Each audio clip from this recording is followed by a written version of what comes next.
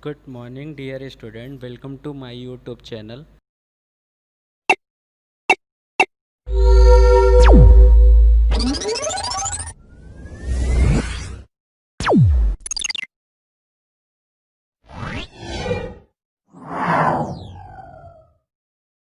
Dear student, मैं आप लोगों के लिए एक अमेजिंग सीरीज लेकर आया हूँ, NCERT पॉडकास्ट इन हिंदी। ठीक है, पॉडकास्ट मतलब होता ऑडियो रिप्रेजेंटेशन।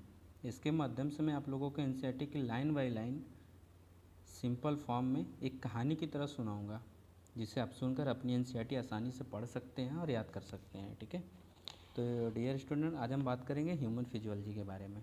ठीक है, चलिए शुरुआत करते हैं। तो टॉपिक को शुरू करने से पहले हम वैज्ञानिक के बारे में पढ़ेंगे। इटालियन एटोनॉमिस्ट अल्फोंसो कॉटी का जन्म 1822 में हुआ था। कॉटी ने अपना साइंटिफिक कैरियर रेप्टाइल के कार्डियोवैस्कुलर सिस्टम की स्टडी से आरंभ किया था। बाद में उन्होंने अपना ध्यान मैमल्स के ऑडिटरी सिस्टम की ओर केंद्रित किया।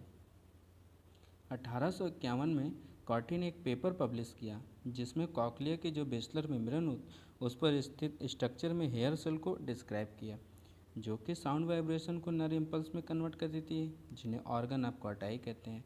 कॉटाई की मृत्यु 1888 में हुई थी। भोजन सभी लिविंग ऑर्गेनिज्म की बेसिक रिक्वायरमेंट होती है।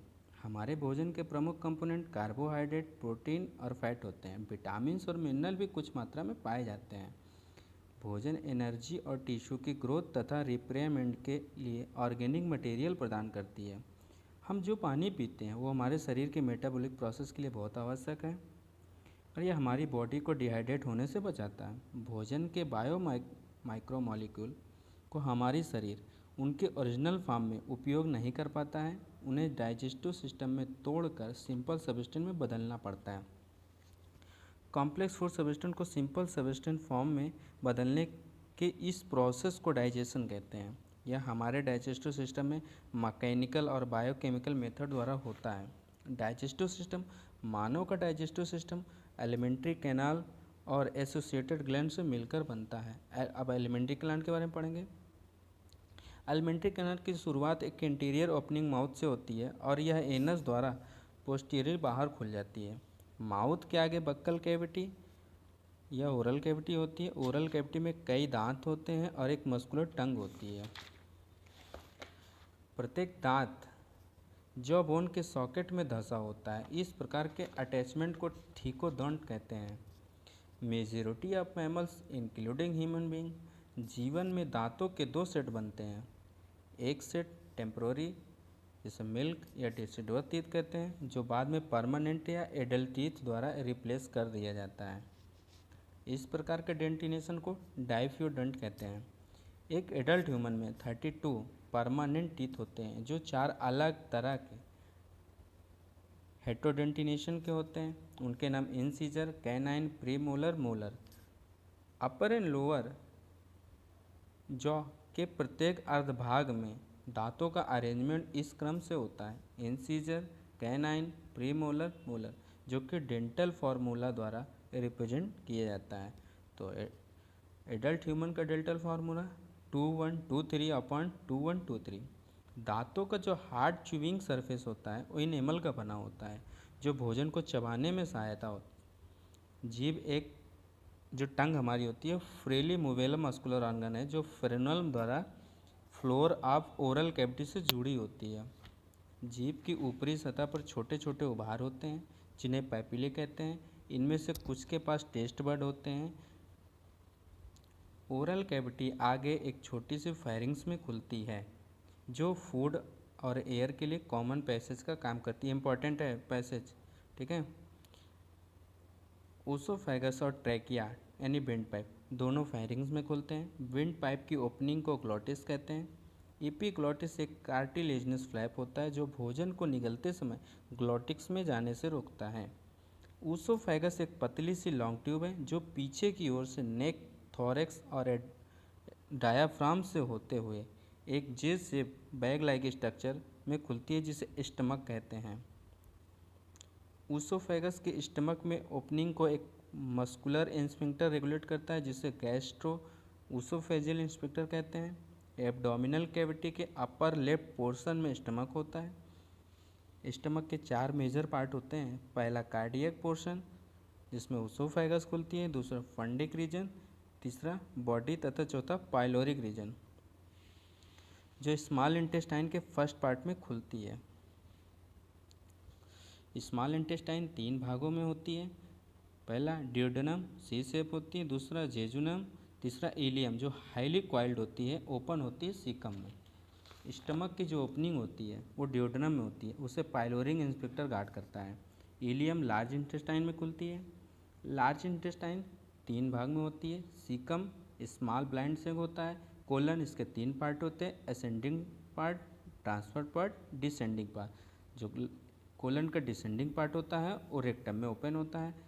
Rectum open out through the anus. Caecum कुछ सिम्बायोटिक माइक्रो ऑर्गेनिज्म के लिए होस्ट का काम करती है। सीकम से एक फिंगर लाइक प्रोजेक्शन निकलता है जिसे वर्मी फॉर्म अपेंडिक्स कहते हैं, जो कि एक वेस्टिजियल ऑर्गन है। अवशेषी अंग। ऊसोफेगस से रेक्टम तक एलिमेंट्री कैनाल की ऑल में 4 लेयर होती है, सीरोसा, मस्कुलरिस, सब म्यूकोसा, म्यूकोसा। अब हम एक एक के बारे में पढ़ेंगे। आउटर टू इनर, ठीक है। सीरोसा सबसे आउटर लेयर होती है सीरोसा, जो बनी होती है थिन मेसोथेलियम की, विस्रल ऑर्गन के एपिथेलियम और सम कनेक्टिव टिश्यू सीरोसा के बन। मस्कुलरिस स्मूथ मसल्स की बनी होती है। आउटर लॉन्गिट्यूडिनल जो होती है, इनर सर्कुलर होती है। जो मस्कुलरी होती है आउटर लॉन्गिट्यूडिनल होती है, इनर सर्कुलर होती है। कुछ भाग जो स्टमक में होते हैं उसे ऑब्लिक मसल कहते हैं, ये इंपॉर्टेंट है। ऑब्लिक मसल्स किस में पाई जाती है? स्टमक में। सब म्यूकोसा ये लूज कनेक्टिव टिश्यू की बनी होती है, इसमें most of the nerve, blood vessel and limb vessel पाई जाती है। ड्यूडेनम की सब म्यूकोसा में ब्रूनल ग्लैंड्स पाई जाती है। अब म्यूकोसा के बारे में, ये एलिमेंट्री कैनाल में लूमेन की लाइनिंग बनाती है। जो म्यूकोसा होती है एलिमेंट्री कैनाल के लूमेन में लाइनिंग बनाती है। स्टमक की म्यूकोसा कुछ इरेगुलर फोड बनाती है जिसे रोगी कहते हैं। स्टमक की म्यूकस गैस्ट्रिक ग्लैंड बनाती है। स्मॉल इंटेस्टाइन की म्यूकोसा में छोटी छोटी फिंगर जैसे फोल्डिंग होती है जिसे विलाई कहते हैं। म्यूकोसल एपिथेलियम में गॉबलेट सेल पाई जाती है जो म्यूकस का सिक्रेशन कर लुब्रिकेशन में सहायता होती है। विलाई की लाइनिंग बनाने वाली सेल, विलाई की लाइनिंग बनाने वाली सेल में कई माइक्रोस्कोपिक उभार होते हैं जिन्हें माइक्रोविलाई कहते हैं। इनका अपीयरेंस ब्रश बॉर्डर की तरह होता है। ये मॉडिफिकेशन सरफेस एरिया को बहुत अधिक बढ़ा देते हैं। विलाई में कैपिलरीज का जाल पाया जाता है और एक बड़ी सी लिम्ब वेसल होती है जिसे लैक्टियल कहते हैं। इंटेस्टाइन की विलाई के बेस के बीच क्रिप्स पाए जाते हैं जिन्हें क्रिप्स ऑफ लीवर कुहन कहते हैं। एलिमेंट्री कैनाल में पाए जाने वाले चारों लेयर अलग अलग जगहों पर अलग अलग मॉडिफिकेशन को दर्शाती हैं। अब हम डाइजेस्टिव ग्लैंड के बारे में पढ़ेंगे। सलाइवरी ग्लैंड, लीवर और पैंक्रियाज एलिमेंट्री कैनाल से जुड़ी हुई डाइजेस्टिव ग्लैंड है। सलाइवा मुख्यतः 3 पेयर्स सलाइवरी ग्लैंड से प्रोड्यूस होता है। पहला पैरोटिड चीक, सब मैक्सिलरी, सब मैंडिबल लोअर जा, सब लिंगुअल बिलो द टंग। अब पैरोटिड के बारे में पेयर में होती है, एक 1 पेयर होती है। सबसे लार्जेस्ट सलाइवरी ग्लैंड, इंपॉर्टेंट, सबसे लार्जेस्ट सलाइवरी ग्लैंड जो होती है वो पैरोटिड होती है। इसे एक्सटेंशन डक्ट भी कहा जाता है। ये सलाइवरी अमाइलेज का सिक्रेशन करती है। पैरोटिड के एब्सेंस में कौन सी डिजीज होती है? मम्स, जिसे गलसुआ बोलते हैं। सब मैग्लरी ये मैक्सिमम सलाइवा सिक्रेट करती है, इसे वाटर डक्ट बोलते हैं। सबलिंगुअरी टंग के नीचे होती है, डक्टा रेविनस बोलते हैं। सलाइवरी ग्लैंड्स बक्कल कैविटी के बाहर होती है। ये बक्कल कैविटी में सलाइवरी जूस को सिक्रेट कराती है। लीवर शरीर के सबसे लार्जेस्ट ग्लैंड होती है जिसका वजन एक एडल्ट ह्यूमन में 1.2 टू 1.5 kg होता है। लीवर डायफ्राम के जस्ट नीचे एब्डोमिनल कैविटी में स्थित होता है। इसके 2 लोब होते हैं। लीवर के स्ट्रक्चरल और फंक्शनल यूनिट को हेपेटिक लोबुल कहते हैं, जिसमें हेपेटिक डक्ट पाई जाती है और ये कॉर्ड्स के रूप में अरेंज रहती हैं। प्रत्येक लोबी के पतले कनेक्टिव टिश्यू की परत से घिरा होता है जिसे ग्लेशन कैप्सूल कहते हैं। हेपेटिक सेल बाइल को सिक्रेट कराती है जो हेपेटिक डक्ट से होते हुए एक थिन मस्कुलर सैक यानी गाल ब्लैडर में स्टोर और कंसंट्रेट होता है। गाल ब्लैडर की डक्ट को सिस्टिक डक्ट कहते हैं। यह लीवर की हेपेटिक डक्ट के साथ मिलकर एक नई डक्ट बनाता है जिसे कॉमन बाइल डक्ट कहते हैं। बाइल डक्ट और पैंक्रियाज की पैंक्रियाटिक डक्ट, बाइल डक्ट और पैंक्रियाज की पैंक्रियाटिक डक्ट दोनों मिलकर कॉमन हिपैटो पैंक्रियाटिक डक्ट बनाती है जो स्मॉल इंटेस्टाइन के डिओडेनम पार्ट में खुलती है। इस ओपनिंग को एक इंस्पेक्टर गार्ड करता है जिसे इंस्पेक्टर ऑफ अडाई कहते हैं। पैंक्रियाज एक compound both exocrine and endocrine elongated organ है जो सी शेप डिओडेनम के बीच में स्थित होता है। पैंक्रियाज का जो एक्सोक्राइन वाला पार्ट होता है वो एल्कलाइन पैंक्रियाटिक जूस सीक्रेट करता है जिसे एंजाइम कहा जाता है। पैंक्रियाज का जो एंडोक्राइन वाला भाग होता है वो इंसुलिन और ग्लूकागॉन नामक हार्मोन सीक्रेट करता है। अब फूड का डाइजेशन कैसे होता है वो पढ़ेंगे। बक्कल कैविटी के दो मुख्य कार्य होते हैं, पहला भोजन को चबाना और दूसरा उसे निगलना यानी मेस्टिकेशन ऑफ फूड, दूसरा फैसिलिटेशन ऑफ फूड। सलाइवा की मदद से टीथ और टंग भोजन को अच्छी तरह से मस्टिकेट यानी चबाते हैं और मिक्स करते हैं। सलाइवा का जो म्यूकस होता है वो लिब्रिकेशन प्रदान करता है और चबाए हुए भोजन के टुकड़ों को एक साथ जोड़ता है जिसे बोलस कहते हैं।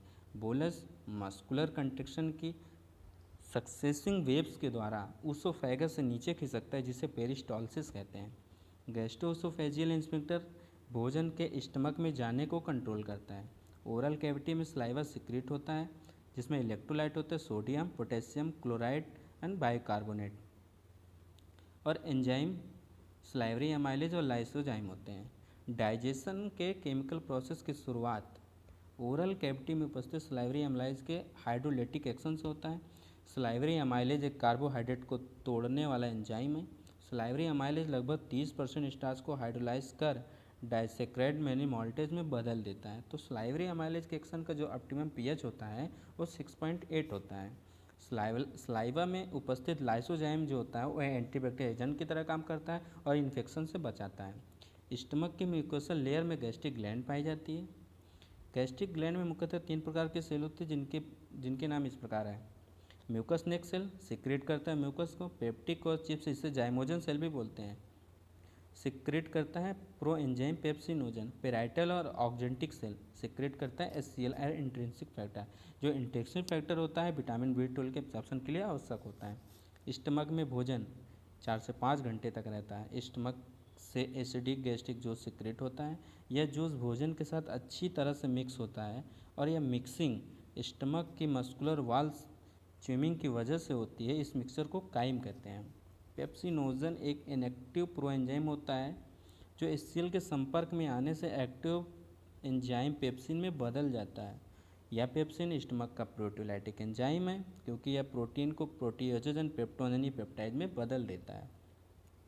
गैस्ट्रिक जूस में पाए जाने वाले म्यूकस और बाइकार्बोनेट का मुख्य कार्य लुब्रिकेशन प्रदान करता है। हाईली कंसनट्रेटेड एचसीएल द्वारा म्यूकोसल एपिथेलियम जलने से बचाते हैं। HCL acidic pH, HCL acidic होता है, इसका पीएच 1.8 होता है जो पेप्सिन के लिए ऑप्टिमम होता है। रेनिन गैस्ट्रिक जूस में पाए जाने वाला एक प्रोटीओलाइटिक एंजाइम है। यह मिल्क में उपस्थित प्रोटीन के डाइजेशन में सहायक करता है। यह बच्चों में पाया जाता है। गैस्ट्रिक ग्लैंड कुछ मात्रा में लाइपेज भी सिक्रेट करती है। स्मॉल इंटेस्टाइन की मस्कुलरिस लेयर में कई प्रकार के मूवमेंट उत्पन्न होते हैं। ये मूवमेंट इंटेस्टाइन के कई सिक्रेशन को भोजन में अच्छी तरह से मिलाने में मदद कर डाइजेशन को आसान बना देते हैं। बाइल जूस, पैंक्रियाटिक जूस और इंटेस्टाइनल जूस ये सब स्मॉल इंटेस्टाइन में रिलीज होते हैं। पैंक्रियाटिक जूस और bile juice hepato pancreatic duct के द्वारा रिलीज होते हैं। पैंक्रियाटिक जूस मुख्यतः 6 प्रकार के एंजाइम इनएक्टिव रूप में पाए जाते हैं जो ट्रिप्सिनोजन, काइमोट्रिप्सिनोजन, प्रोकार्बोक्सीपेप्टाइडेज, एमाइलेज, लाइपेज तथा न्यूक्लियस। हम इसको शॉर्ट इसकी ट्रिक बना लेते हैं, प्लांट सी करके डालते हैं, इसमें सारे एंजाइम आ जाएंगे। इंटेस्टाइनल म्यूकोसा से इंट्रोकाइनेज नामक एंजाइम सिक्रेट होता है। इंट्रोकाइनेज ये इनएक्टिवेट ट्रिप्सिनोजन को एक्टिव ट्रिप्सिनोजन में बदलता है। यह ट्रिप्सिन पैंक्रियाटिक जूस में उपस्थित दूसरे एंजाइम को एक्टिवेट करता है। डिओडेनम में रिलीज होने वाला बाइल जूस जो bile pigment bilirubin and bilirubin, bile salt, cholesterol and phospholipid होते हैं, लेकिन कोई भी एंजाइम नहीं होता इसमें। बाइल फैट के इमल्सिफिकेशन में हेल्प करता है। फैट को बहुत छोटे छोटे मिसल्स में तोड़ना इमल्सिफिकेशन कहलाता है। बाइल लाइपेज को भी एक्टिवेट करता है। इंटेस्टाइन की म्यूकोसल एपिथेलियम में गॉबलेट सेल होती है जिससे म्यूकस सिक्रेट करती है।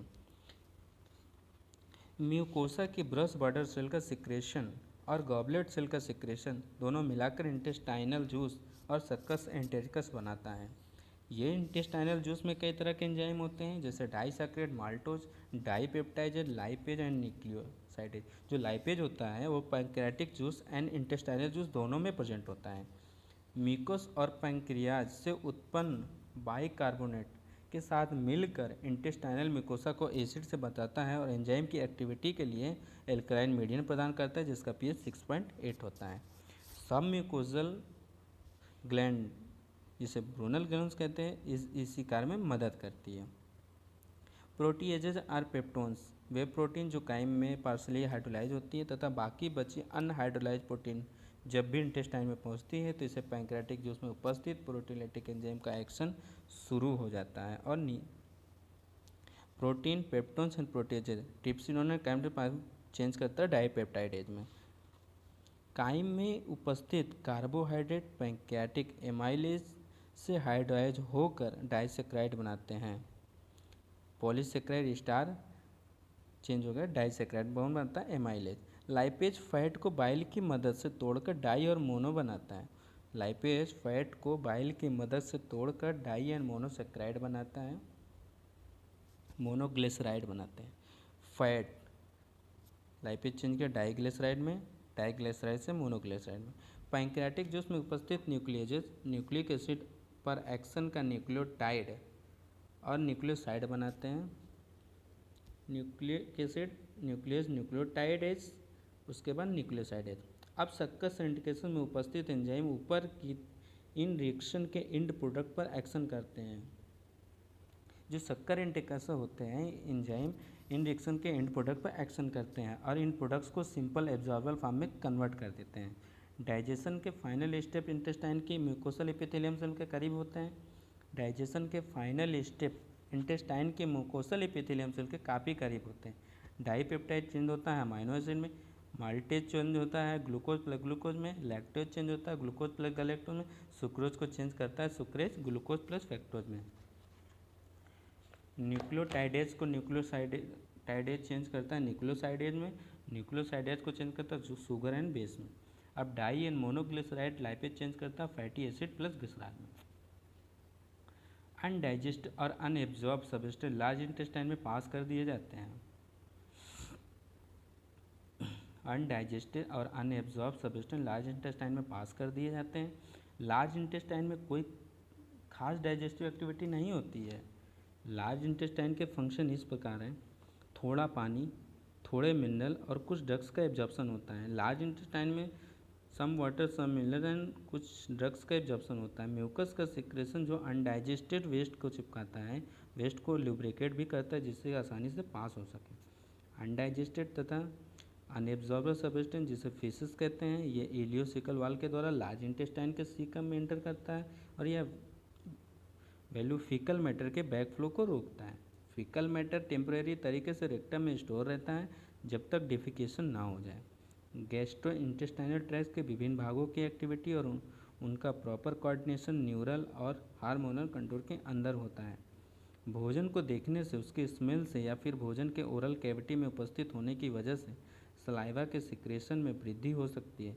इस तरह से गैस्ट्रिक एंड इंटेस्टाइनल सिक्रेशन में वृद्धि भी न्यूरल सिग्नल के कारण होती है। एलिमेंट्री कैनल के अलग अलग पार्ट की एक्टिविटी भी न्यूरल मैकेनिज्म द्वारा संचालित होती है। न्यूरल मैकेनिज्म द्वारा बोथ लोकल और through the central nervous system. Digestive system के सिक्रेशन में हार्मोन कंट्रोल के अंतर्गत लोकल हार्मोन्स आते हैं जो गैस्ट्रिक और इंटेस्टाइनल म्यूकोसा के द्वारा प्रोड्यूस होते हैं। अब डाइजेस्टेड प्रोडक्ट का एब्जॉर्प्शन कैसे होते हैं? एब्जॉर्प्शन वह प्रोसेस है जिसमें डाइजेशन के फलस्वरूप बने इंड प्रोडक्ट इंटेस्टाइनल म्यूकोसा से होते हुए ब्लड या लिम्फ में पास कर दिए जाते हैं। एब्जॉर्प्शन एक्टिव, पैसिव या फैसिलिटेटेड ट्रांसपोर्ट के द्वारा होता है। मोनोसेक्राइड का कुछ अमाउंट जैसे ग्लूकोज, अमाइनो एसिड और कुछ इलेक्ट्रोलाइट जैसे क्लोराइड आयन का एब्जॉर्प्शन सामान्यतः सिंपल डिफ्यूजन से होता है। इन पदार्थों का ब्लड में मूव करना कंसंट्रेशन ग्रेडियंट पर निर्भर करता है। कुछ पदार्थ होते हैं जैसे ग्लूकोज और अमाइनो एसिड का एब्जॉर्प्शन कैरियर प्रोटीन की सहायता से होता है। इस विधि को फैसिलिटेटेड ट्रांसपोर्ट कहते हैं। वाटर का ट्रांसपोर्ट ऑस्मेटिक ग्रेडियंट पर निर्भर करता है। एक्टिव ट्रांसपोर्ट कंसंट्रेशन ग्रेडियंट के अगेंस्ट होता है, इसलिए इसे एनर्जी की आवश्यकता पड़ती है। कई न्यूट्रिएंट जैसे अमाइनो एसिड, मोनोसैकेराइड और ग्लूकोज, इलेक्ट्रोलाइट, सोडियम का ब्लड में एब्जॉर्प्शन इसी विधि से होता है। फैटी एसिड और ग्लिसरॉल इनसॉल्युबल होते हैं, इसलिए ब्लड से एब्जॉर्ब नहीं होते हैं। सबसे पहले स्मॉल ड्रॉपलेट में टूट जाते हैं, जिसे मेसल्स कहते हैं। भोजन सब स्मॉल ड्रॉपलेट में टूटते हैं, जिसे मेसल्स कहते हैं। अब यह मिसल इंटेस्टाइनल म्यूकोसा में मूव करते हैं। ये मिसल प्रोटीन की कोटिंग होने के बाद छोटे छोटे प्रोटीन कोट फैट ग्लोबुल में रिफॉर्म हो जाते हैं, जिसे काइलोमाइक्रान कहते हैं। काइलोमाइक्रान विलाई में उपस्थित लिम्फ वेसल यानी लैक्टियल में ट्रांसपोर्ट हो जाते हैं। अंत में लिम्फ वेसल में ये एब्जॉर्ब पदार्थ को ब्लड में रिलीज कर दिया जाता है। एलिमेंट्री कैनाल के अलग अलग पार्ट में पदार्थों का एब्जॉर्प्शन होता है, जैसे माउथ, स्टमक, स्मॉल इंटेस्टाइन और लार्ज इंटेस्टाइन। सबसे ज़्यादा एब्जॉर्प्शन स्मॉल इंटेस्टाइन में होता है। मैक्सिमम